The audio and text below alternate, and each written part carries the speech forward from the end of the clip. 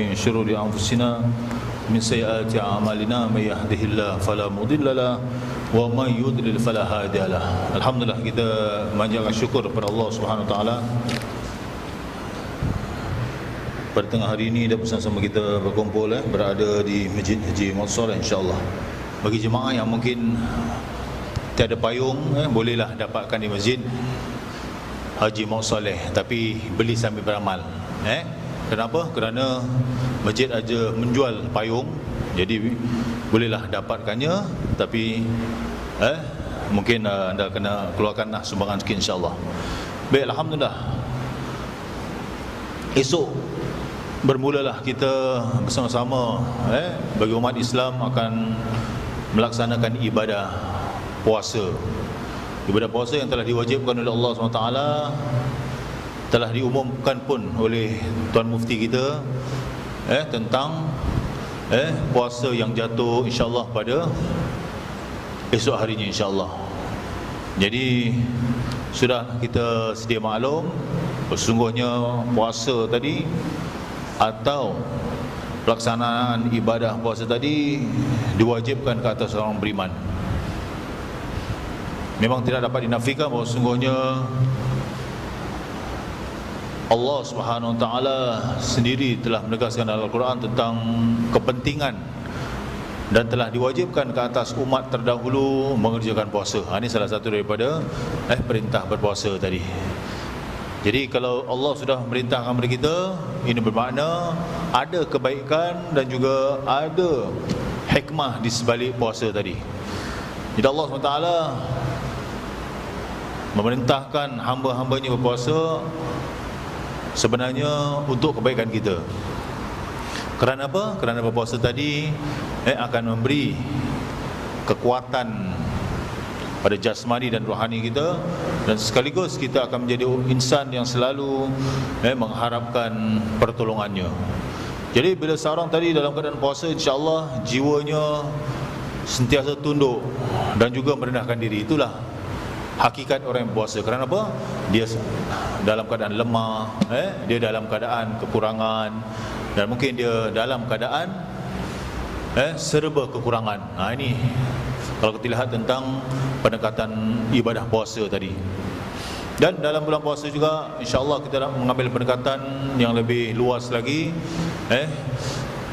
ia mendidik diri kita dan jiwa kita menjadi insan yang bertakwa. Itu di akhir ibadah yang kita lakukan, mudah-mudahan kita menjadi insan yang betul-betul patuh dengan perintah Allah SWT. Seperti mana Allah jelaskan dalam Al-Quran, ya ayyuhalladzina amanu kutiba alaikumusiyam kama kutiba alal ladzina min qablikum la'allakum tattaqun. Wahai orang beriman, telah diwajibkan ke atas kamu berpuasa seperti mana telah diwajibkan ke atas umat yang terdahulu.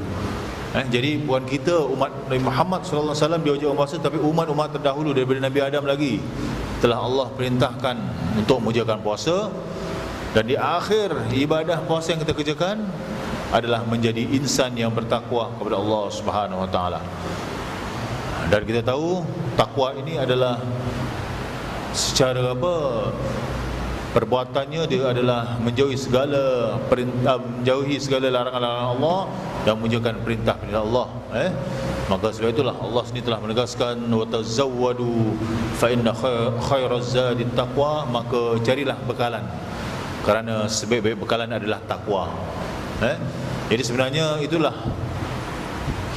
bekalan yang akan kita bawa nanti di padang mahsyar menghadap Allah SWT melalui amalan-amalan kita yang telah Allah perintahkan dan Allah tegah. Dan kalau kita lihat di dalam kita berpuasa tadi, kita akan menjadi insan yang lebih mementingkan sikap kita kepada orang lain. Bukan hanya kita mementingkan diri sendiri, tapi kita mementingkan kepada orang lain. Contohnya sifat sedekah tadi. Hingga kan orang yang sedekah tadi dalam bulan puasa tadi, Allah Subhanahu wa taala akan beri ganjaran yang begitu besar. Ini berdasarkan hadis Rasulullah sallallahu alaihi wasallam kepada orang yang berpuasa tadi, man fattara shaiman kana maghfiratun lidhunubihi wa 'itqun raqabatihi minan nar. di mana Allah SWT telah menegaskan tentang mereka yang berpuasa tadi, ia menjadi perisai bagi mereka yang puasa tadi, perisai daripada api neraka.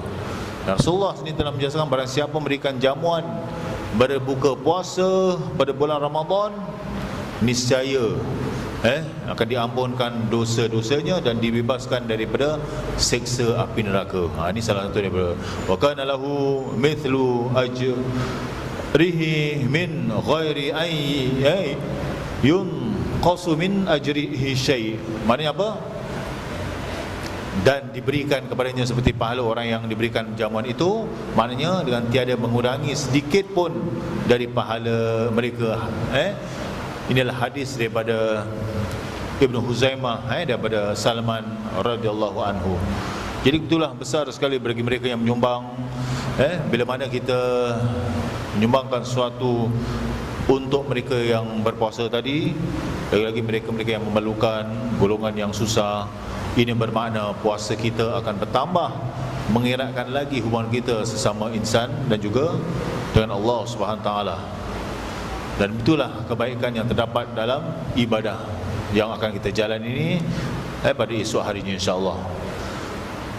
Jadi apa yang perlu kita terapkan dalam puasa tadi, kita akan menjadi insan yang lebih mengambil berat tentang hal-hal kebajikan dan juga amalan-amalan yang telah difardukan oleh Allah, maupun amalan-amalan sunnah.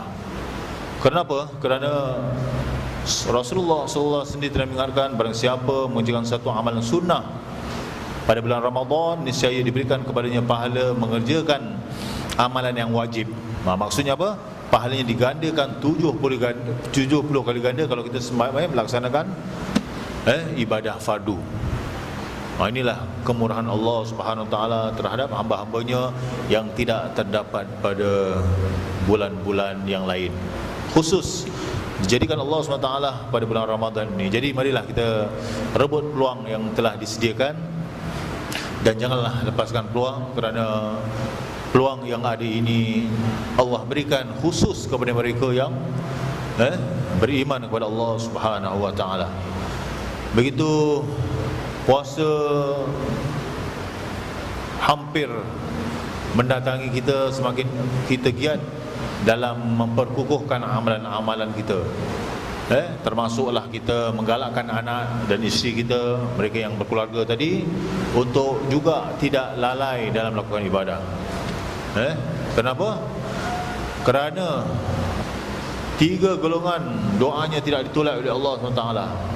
Pertama adalah orang yang berpuasa, yang kedua orang yang dizalimi, dan yang ketiga orang yang bermusafir.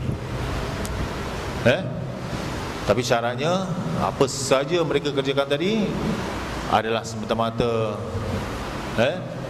mengharapkan keridhaan Allah SWT. Dia berpuasa, dia makan makanan yang halal. Dia berpuasa, dia menjauhi perkara yang lara, yang ini sia-sia. Dia berpuasa tadi adalah semata-mata kerana mengharapkan redha Allah SWT. Dan banyaklah kelebihan-kelebihan yang perlu kita terapkan dalam nilai-nilai kita. Maka dalam bulan puasa juga kita digalakkan untuk tidak lupa membaca Al-Quran. Kenapa? Kerana Rasulullah SAW selalu bertalaki bersama Rasulullah SAW. Jadi saya harap nanti kalau ada kata orang tu, program baca Al-Quran bersama-sama, diharapkan jemaah juga dapat sama-sama duduk, mengambil masa yang tidak panjang, insya-Allah. Ini juga kita mengikut sunnah Rasul sallallahu alaihi wasallam, di mana menjelangnya bulan Ramadan, malaikat Jibril selalu mendatangi Rasulullah sallallahu alaihi wasallam, mendengar bacaan yang dibaca oleh Rasulullah sallallahu alaihi wasallam. Ini bermakna setiap bacaan yang dibaca oleh Rasulullah didengar oleh malaikat Jibril. Diperbetulkan sekiranya ada kesilapan dan juga ada kekurangan. Inilah salah satu daripada keutamaan dan juga kelebihan berpuasa tadi, masya-Allah. Dan dalam bulan puasa juga kita digalakkan untuk berbuka bersama-sama. Tak kira lah sama ada berbuka bersama jemaah, berbuka bersama keluarga, berbuka dengan rakan-rakan, ataupun berbuka dengan ibu bapa kita yang masih ada. Ini peluang juga kita mesti ambil. Kenapa? Kerana di situlah bila mana kita berbuka bersama, dia akan merapatkan hubungan ukhuwah Islamiah di antara kita.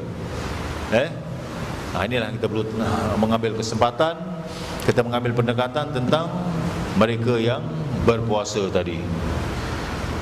Dan dalam bulan puasa juga, insya-Allah berbagai aktiviti diadakan. Pada siang harinya kita berpuasa, pada malam harinya kita beribadah pada Allah Subhanahu Wa Taala. Sebab itulah, inilah Allah SWT sangat amat membangga dengan hamba-hambanya yang melakukan ibadah di waktu malamnya. Dia sanggup bersengkang mata, di siang harinya dia berlapar dan juga haus semata-mata mencari keridaan Allah SWT. Jadi kita sanggup untuk tidak merokok, kita sanggup untuk tidak bersenang-senang, kerana kita tahu bulan Ramadan yang Allah SWT janjikan kebaikan tadi. Kita sanggup menghilangkan segala keselesaan yang ada, semata-mata untuk kita mendekatkan diri kita kepada Allah Subhanahu Wa Taala. Inilah bulan Ramadan, bulan di mana Allah Subhanahu Wa Taala menyediakan khusus bagi umat Nabi Muhammad SAW, dan di dalam bulan Ramadan atau bulan tersebut diturunkan Al-Quran dan juga diturunkan malam Lailatul Qadar. Jadi banyak sekali kebaikan-kebaikan yang terdapat pada bulan Ramadan. Jadi mudah-mudahan dengan kita insya-Allah mengazamkan diri kita agar ibadah yang kita kerjakan ini mudah-mudahan diredai oleh Allah SWT. Wallahu a'lam bishawab. Aqulu qawli hadza wa astaghfirullahal azim. Assalamualaikum warahmatullahi taala wabarakatuh.